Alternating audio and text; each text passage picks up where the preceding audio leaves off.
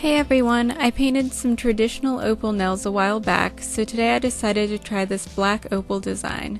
These nails are super simple and don't require any special tools to achieve. I started by applying a base coat to all of my nails and painting them with a black polish. I then applied a latex barrier around all of my nails to help with the cleanup and to keep the polish off my skin. Once the polish and latex were dry, I cut up a piece of plastic wrap into several tiny sections and crumpled up each piece. I then dipped each piece of plastic into a bit of nail polish and dabbed the polish onto my nails in a random pattern. I used a new piece for each color and cycled through 6 jewel-toned rainbow polishes to create a unique design on each nail. I also dipped the plastic in a bit of the black I used for the base and added a few dabs over the rainbow colors at the end.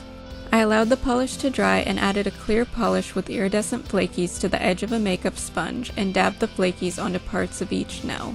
You could also use the brush of your polish to individually place the flakies if you don't have a sponge. I then quickly removed the latex barrier, and once the nails were dry, I sealed the design with a top coat.